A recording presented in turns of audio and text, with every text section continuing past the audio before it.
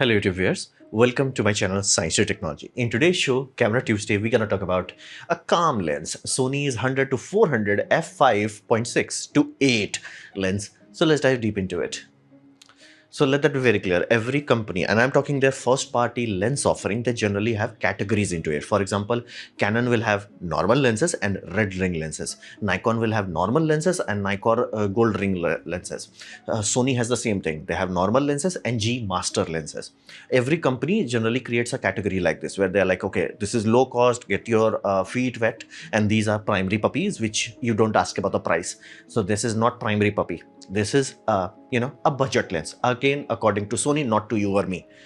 So it's a E-mount lens, full frame, lightweight lens. That's the critical part. It's lightweight, and it's, as of time of recording, it's showing price of $850, give or take, and it should be I'm hoping that it should be under 1 lakh rupees in India. Now, this puppy can do 100 to 400. Basically, it's a completely telephoto category and zoom lens, but it is dim. Let that very clear, it is dim. Not only it starts at 5.6, it goes to f8 and it drops very quickly. So assume it's a f8 lens from day one. Is like that. Now, why would anybody look into this? Well, here's the deal. If you are looking for 400 mm, no matter the aperture, if you're looking at like, okay, just give me a prime lens that is 400 mm, it will be big, it will be huge. So what they are offering, Sony is offering in this design is lightweight. For example, it's only 650 grams. You can get better lenses, but those lenses, or even third-party comparable lenses, those are so heavy, body plus lens would be equal to that lens alone. So weight is the critical aspect here. It's lightweight. That's what Sony focused on. As you can see, like, it did not have like lot of lenses. Again, if you want to give yourself heart attack, look into Sony 70 to 200 Mark 1. It was bad. Like, it had way too many glasses. It was big, it was bulky, it was heavy, it was ugly. Yes, optically it was bad. Again, if you are good about your optical engineering, you will have as few elements as possible. Physics likes few less glass elements. So it was built with portability and reach in mind, meaning give you a range almost like, you have 70 to 300. That is a very popular secondary lens, something similar. So 100 to 400. So it has a bit more reach. And again, it also makes a very good portraiture lenses. And alternative, yes, there are available either from Sony or from third-party manufacturers, but they are neither lightweight nor they are cheap to match it. So it's almost like an island of itself. Can you get something similar? No, like, it's literally island of itself. And good autofocus, thankfully Sony has mastered it, and they did not cheap out here. So it's not like, okay, linear bearing. No, they have dual linear bearing, so it does move fast. That is one good thing about Sony. They do know how to make good autofocus, and they did not even cheap out, given the fact that it is not a G master lens. They did not remove the optical image stabilization. Now you have to understand, IBUS, while it does move in 5 axes, basically it has like, X, Y, basically like this, that's the two things, and it can pivot like this and do like this. So it does give you 5 axis stabilization, great, but it's very bad at jitter. Lens image stabilization is great at jitter. Physics wise, you cannot cheat it, because again, lens can't rotate an image. You will rotate a basically lens, it will not change the image projection. You have to rotate the sensor. So rotational removal, IBUS is like, I got you guy. But if you are talking jitter movements, sensor is too big to move fast enough. Lens is like, I got you. So lens and IBUS working together, that's good. So having optical steady shot, good. 9-bladed aperture, again, nothing amazing. It's not like 11 blade, but it's good. It's fine. Basic weather sealing, meaning if you ever got caught in a rain, it does not mean kaput your lens. So it's, again, not waterproof, just like, okay. And it's a dim lens. Now, that's why I'm saying it's a f8, because everybody who's checking it, the aperture is like, quickly. It's practically speaking is just a f8 lens. It is dim. Now, what does that mean? It's dim. It simply means you have to buy modern Sony camera bodies. I mean, bodies that have been launched recently, like 2020 plus. Recent series like A7 Mark V, recent R series, something like that. Why? ISO floor has to be low enough for this to work at f8. If you are in broad daylight, who cares? But if you are any sort of darkness, it will, like, ISO will start to pop up. So you have to make sure your camera body ISO is good enough. So what about the performance? Well, performance, it's good reach, very sharp. Basically, in Indian daylight, it will be like perfect. We do not have to worry about it. Indian daylight is so goddamn bright, we might have to reduce the basically aperture down. So don't worry about it. And you can see that people taken some amazing photo. But again, if it's not in perfect light, you can, while the photo would be great, it will not have enough light. So that's one of those things. Now, because of this is not a G Master lens, thou shall not do pixel peeping. If you are doing it, you will waste your own time. You will frustrate yourself. Do not waste your time on that. Macro reproduction, decent, not wow, but like, decent. It's like, close shoot, almost this much. So 0.86 at 400 mm, meaning you have fully extended the lens tube, then it can go to 8.6, which is close enough, meaning if you're you want to have this lens as a backup in your wedding, you can use this for a decent enough ring photography, like the rings and all that. It won't be perfect, but decent enough. And you can see like butterflies, like that's the size of a ring generally, so you will get good enough definition on that. Not magazine grade, but decent enough. And it's more than good enough for most scenarios. And the reason why anybody would look into it, for two things. First, it will not hurt your back. Like as you get older, you may have a curse of what we call slip disc. I have it. So yeah, I want my camera to be featherweight as possible.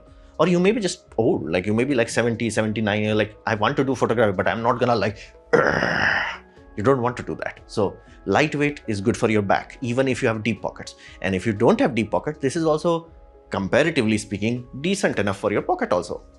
So that's the reason. Look from that vantage point. It's a lightweight on my body, it's lightweight on my pocket, and ironically, there is nothing that is one-to-one comparable to it in any other brand also. So, and you can see in broad daylight, the performance is good enough. So question becomes, for whom? Well, this is not a primary lens, as in it will rarely make your, like, this is, I bought a body, I bought this lens, the end. It is always one of what we call secondary lens, meaning like back in the old eras of DSLR, we used to buy the kit lens, and the first lens everybody used to buy was 70 to 300 mm lens. That was like, you had a wide angle that came in kit, and then you had the telephoto. That was default. Everybody did. I also did that. So that 70 to 300, this is the replacement for that. It's like, it's your secondary system. Like I have 24 to 70 f2.8. I'm gonna buy this as a secondary. Again, I'm not gonna buy this because it does not suit my purpose, and I do have that 70 to 300, and I'm tempted to just bite the bullet and buy a E mount to EF mount adapter. And because those are electrically compatible, compatible as in like it runs on electricity. It's not like Nikon lens where you have a lever.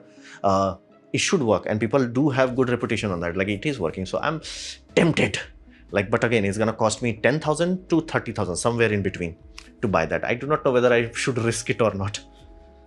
So this is the whole category of the users. It's not a primary lens, it's a secondary. Price is a bit high, and you are like, okay, but Canon has the same thing, like f5.6 to f8. But it's $750 compared to $850. Yeah, here's the difference. Canon will charge you extra for the hood. That's why I personally hate Canon. It's like I bought that 70 to 300. That did not have lens hood. And again, I bought it from a genuine, genuine store of Canon. And they're like, no, sir, they have replaced changed the model. It was USM 3 variant. They changed the lens hood design. They changed the hood, even though MM is same. They changed the hood. And I mean MM, the front filter MM. It was same. They changed the hood. They did not stock it. I literally had to ask a guy to buy it for me from somewhere in Calcutta. And again, third party. That really rubs me the wrong. While you might be like, okay, does lens hood matter? On wide angle, not that much. Telephoto, shut up, take money. It will improve contrast. That's how important it is. So I really hate this. It's like, oh yeah, it's cheaper. First, I'm pretty sure it's just older. That's why it's cheaper. And again, if I have to buy extra hood, yeah, I'm not dealing with that. So practically speaking, price is reasonable enough. And third party, well, here's the deal. You can go into third party like Sigma 100 to 400, f5.6 to 6.3, meaning it is tangibly brighter. However, it is expensive, $1,000, and it's heavy, as in, that's why it's able to achieve 6.3. It is heavy lens. So And assuming you can like, hey, I can tolerate it, problematic aspect would be the FPS limitation. That is Sony limitation. I think like Sony is like, hey, you can put a third party lens, do almost everything, but a lot of advanced function will not work. Like certain types of video function will not work. Again, frame rate on all that is just like, auto framing and all that. There are certain little things. Focus breathing compensation will not work. Those sort of subtle things will not work. For wildlife photography, FPS matters. This will limit you to 15 FPS. Not an issue if you are using A7 Mark IV, but A7 Mark V like this is able to go faster than 15 FPS. That will be an issue. So that's why I said there is not tangibly a replacement. Now like, okay, I have the money, I have the strength, what can I get? Well, at that point, get into 100 to 400 f4.5 constant. But again, it's a tank. It's a huge puppy. But again, price is also huge. $4,000. So yeah, at that point, it's huge. So practically speaking, there is a sweet spot where almost nothing can match it. Nothing is light enough. Nothing is cheap enough. So it's unique. I have to say, like if somebody bought like A7C Mark II, like a low cost system, and they had a prime lens just to get the ball rolling, and they're like, okay, I'm looking for something low cost, but again, I should be able to do some decent bird photography, and I'm gonna do in daylight. This is a good add-on. Now you can add teleconverter, but thou shall not buy teleconverter for this cheap lens, because again, teleconverter is the same price as the lens. The idea is, what if you have a lot of Sony quality glass, like $4,000 glass or $5,000 glass, and then you have that like $800 teleconverter. This can accept it, but do not think it's like it's gonna be like, whoa. You will get almost similar effect just by cropping it. Modern sensors are high resolution enough.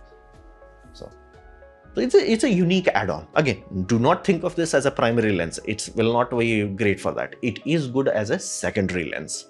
You will have fun with it. Price, again, we are living post 2020, and I have not seen price of anything going down. So such is life. So this was my presentation on basically Sony's Calmless 100 to 400. Hopefully you have liked it, learned from it. In that case, please click the like button, share it amongst your friends. That will help me a lot. If you have enjoyed it, click the hype button. If you didn't, I would urge you to press dislike. Press it twice to show me extra disappointment. Please leave a comment, because I do try to reply to all of them. Subscribe, press the bell icon if you're free. And as always, thanks for watching.